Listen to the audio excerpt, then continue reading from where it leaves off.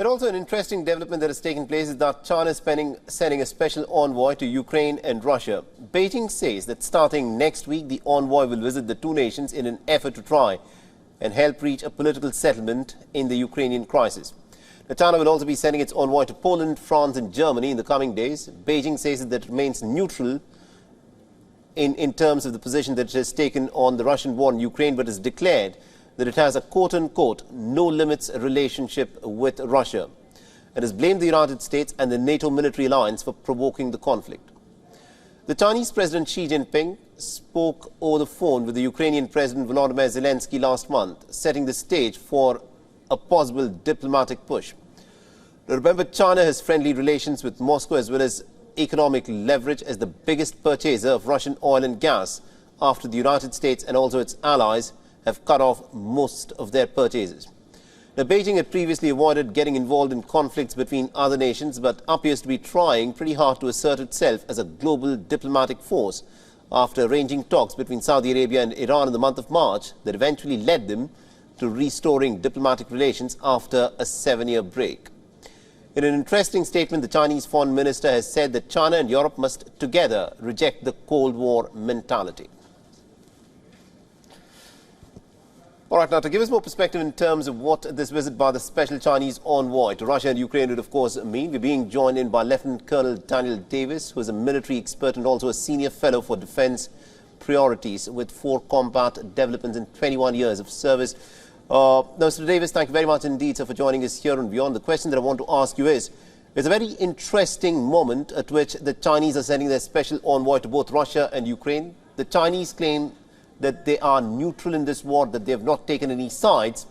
But the fact that they are trying to bring about some kind of a diplomatic push to try and find a resolution to this war that is unfolding in Ukraine, do you think the Chinese can actually make any change in the Russian position in terms of the invasion that it has carried out in Ukraine?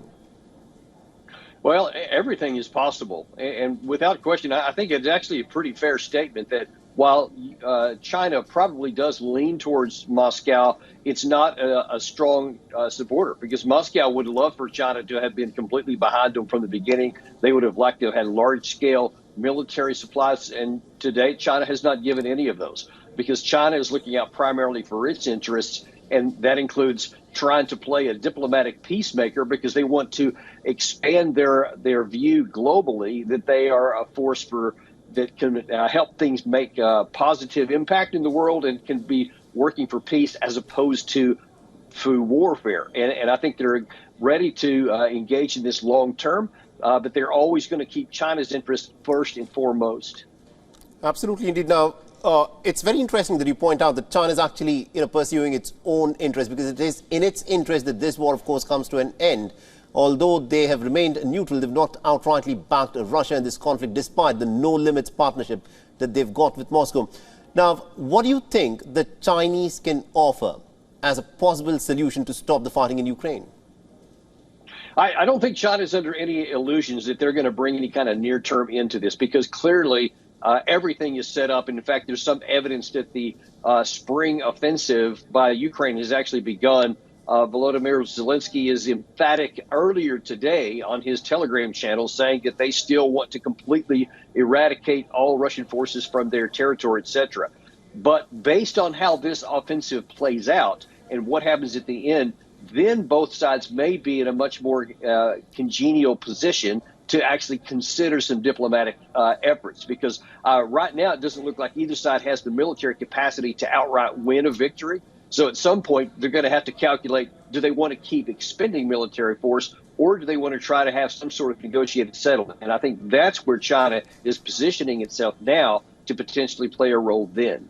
I think you've put that very well. Thank you very much indeed, Lieutenant Colonel Daniel Davis, for joining us and getting us all those insights there. Thank you. WION is now available in your country. Download the app now and get all the news on the move.